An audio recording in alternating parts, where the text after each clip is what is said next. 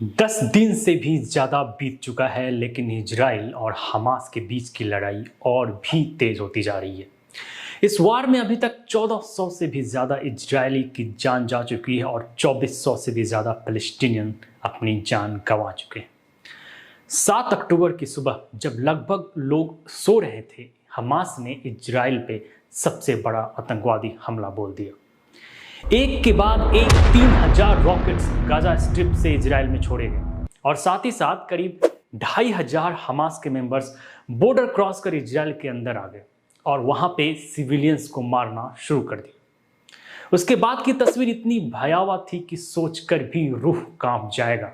अगर यहूदियों पे होने वाले हमले की बात करें तो हॉलोकास्ट के बाद यह उन पे होने वाला सबसे बड़ा डेडली अटैक है। हमले के तुरंत बाद इजराइल के प्रधानमंत्री बेंजामिन नेतन्याहू ने हमास के खिलाफ फुल फ्लेज्ड वॉर डिक्लेयर कर दिया और उसे जड़ से खत्म करने का निर्देश भी दे दिया। Israel is at war. We didn't want this war. It was forced upon us in the most brutal and savage way. But though Israel didn't start this war, Israel will finish it. लेकिन Hamas को समझने से पहले Israel की history को समझना बहुत जरूरी है और इसकी चर्चा हम बिल्कुल शुरुआत से करेंगे। आज हम बात करेंगे कि इजराइल का जन्म कैसे हुआ और ज्यूज, जिसे हम हिंदी में यहूदी भी कहते हैं, पैलेस्टाइन में इनका माइग्रेशन कैसे शुरू हुआ। हिब्रू में लिखे गए बाइबल के अनुसार इजराइल नाम गॉड ने अब्राहम के पोते जेकब को दिया था। अब्राहम के पूर्वज उस समय कैनान में सेटल्ड थे, जो कि रफली आज के मॉडर्न इजराइल का एक टेरिटरी था। आपको यह जानकर आश्चर्य होगा कि इजराइल में रहने वाले ज्यूज एंड क्रिश्चियंस और फिलिस्तीन में रहने वाले मुसलमान, यह तीनों एक ही धर्म को मानते हैं, जो कि अब्राहमिक रिलीजन है। अब्राहमिक रिलीजन 3 रिलीजन से मिलकर बना है, जो कि क्रिश्चियनिटी, इस्लाम एंड जुडाइज्म है। और अब्राहम जिनकी यह पूजा करते हैं वो मैसेंजर ऑफ गॉड है। अब्राहम का जिक्र religious scriptures of Hebrew, Christians के बाइबल्स एंड कुरान में भी बड़े स्तर पर किया गया है। थोड़ा फास्ट फॉरवर्ड करें तो 19वीं सेंचुरी में कैनान में ओटोमन सल्तनत का कब्जा था। उस समय यहूदी यूरोप के अलग अलग हिस्से में एज अ माइनॉरिटी रह रहे थे और उनके खिलाफ एट्रोसिटीज भी देखने को मिल रहा था।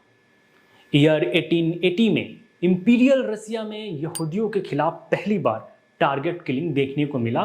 फिर फ्रांस में 1894 में ड्रेफस अफेयर का केस आया, जिसने सब कुछ बदल कर रख दिया। इस केस में एक 35 ईयर ओल्ड यहूदी सोल्जर जिसका नाम अल्फ्रेड ड्रेफस था को फॉल्सली कन्विक्ट किया गया कि उसने जर्मनी को कुछ सेंसिटिव इंफॉर्मेशन पास किया है और उसे 5 साल का सजा सुनाया गया।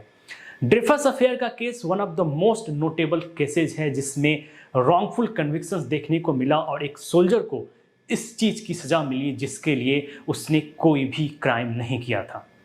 फिर 1896 में जब इस केस का जांच हुआ तो पता चला कि मेन कन्विक्ट अल्फ्रेड ड्रेफस नहीं बल्कि फ्रांस का आर्मी मेजर फर्डिनांड वल्सिन एस्टरहेजी था। लेकिन 2 दिन के सुनवाई में ही एस्टरहेजी को जुर्म मुक्त कर दिया गया और अल्फ्रेड ड्रेफस की सजा 10 साल और बढ़ा दी गई। उसके बाद फ्रांस में एक डिवाइड देखने को मिला और वहां के मल्टीपल सिटीज में राइट्स भी हुए। फिर 1906 में आफ्टर लॉन्ग हियरिंग फ्रांस के सुप्रीम कोर्ट ने अल्फ्रेड ड्रेफस को इनोसेंट करार देते हुए उसे रिहा कर दिया। हालांकि उसके तुरंत बाद ही ज्यूस कम्युनिटी में एक फीलिंग जनरेट हुआ कि वो तब तक सेफ नहीं है जब तक उनका अपना कोई देश ना हो, जहां पर सिर्फ यहूदी हो और बाकी किसी से कोई खतरा ना हो। और इसके तुरंत बाद ही यूरोप में रह रहे यहूदियों ने इस मांग को और तेज कर दिया और अपने लिए सेपरेट कंट्री के लिए एक मूवमेंट की शुरुआत कर दी, जिसे हम जियोनिज्म भी कहते हैं। यहूदियों ने पहले कुछ देश जैसे कि युगांडा एंड अर्जेंटीना को कंसिडर किया कि वो वहाँ पर सेटल्ड हो जाए, लेकिन फिर बाद में उन्होंने पैलेस्टाइन की तरफ एक ओपिनियन डेवलप किया कि क्यों ना उस तरफ हम चले जाएं। और इसका एक बड़ा कारण यह भी था कि पैलेस्टाइन एक समय पे biblical home of the Jews हुआ करता था और वहाँ पे बहुत सारे होली साइट्स भी लोकेटेड थे। वहाँ पे कोई लैंडलॉर्ड्स नहीं था, लेकिन वहाँ के ओटोमन ऑफिशियल्स ने खुद को वहाँ का जमींदार बताकर यहूदियों से खूब पैसे वसूले और उसके बदले उन्हें फिलिस्टाइंस में ढेर सारा ज़मीन भी दिया कि वो वहाँ पे फार्मिंग कर सके। फिर बाद में जैसे जैसे यहूदियों की संख्या फिलिस्टाइन में बढ़ती गई, वो इंटरनेशनल सपोर्ट का डिमांड करना शुरू कर दिए। और इन सब की तस्वीर तब बदल गई जब 1917 में यहूदियों को इस्टेब्लिश करने के लिए ब्रिटिश ने बाल्फोर डिक्लेरेशन लागू कर दिया। अगर बात करें तो 1517 से लेकर 1970 तक आज का जो करंट इजराइल है, से लेकर मिडिल ईस्ट के अधिकांश जगहों पे ओटोमन एम्पायर का शासन था। लेकिन वर्ल्ड वॉर फर्स्ट ने मिडिल ईस्ट के जियोपॉलिटिकल लैंडस्केप को तहस नहस कर दिया। 1917 में ब्रिटेन के foreign secretary Arthur James Balfour ने एक लेटर ऑफ इंटेंट जारी किया जिसमें उसने यहूदियों के लिए अलग से पैलेस्टाइन में सेपरेट होमलैंड एस्टैब्लिश करने को सपोर्ट किया। और इसका सबसे बड़ा कारण यह था कि ब्रिटेन चाहता था कि यहूदी उन्हें वर्ल्ड वॉर फर्स्ट में सपोर्ट करे। हालांकि ब्रिटेन अकेला नहीं था जो यहूदियों की डिमांड को सपोर्ट कर रहा था। US policy towards Palestine general paper में छपी रिपोर्ट के अनुसार यूनाइटेड स्टेट्स व अमेरिका ने भी इस डिक्लेरेशन को खुलकर सपोर्ट किया और उसी साल 1917 में बाल्फोर डिक्लेरेशन के सपोर्ट में अमेरिकन ब्रिटेन कॉपरेशन को पॉलिटिकली एस्टैब्लिश भी किया गया।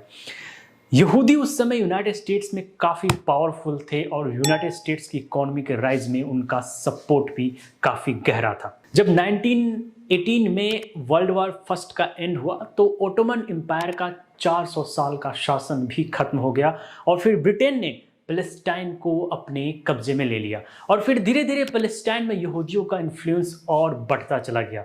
उस समय के पैलेस्टाइन की बात करें तो इसका एरिया अभी के कंपैरिजन काफ़ी बड़ा था, जिसमें अभी का इजराइल प्लस अभी का पैलेस्टाइन एंड जॉर्डन भी शामिल था।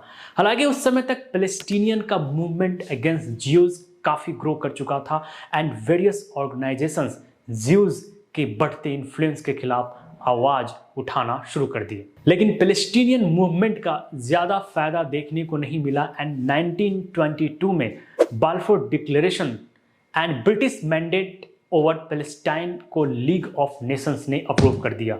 लीग ऑफ नेशंस 42 देशों का समूह था जिसे 10 जनवरी 1920 को फॉर्म किया गया था वर्ल्ड वॉर फर्स्ट के बाद पीस कायम करने के लिए। हालांकि अरब्स ने इसे स्ट्रांगली अपोज किया, यह कहते हुए कि पैलेस्टाइन में रह रहे लोगों के प्रति यह अन्याय है और इसे तुरंत रद्द किया जाना चाहिए। और फिर बाद में this only led to a rise of conflict between Jews and Arabs। अरब खुद को चीटेड फील करने लगे और वो ज्यूज सेटलमेंट पे हमला करना शुरू कर दिया। उस समय तक ब्रिटिश के सपोर्ट से यहूदी काफ़ी पावरफुल हो चुके थे और उसने इस हमले का मुंह तोड़ जवाब दिया।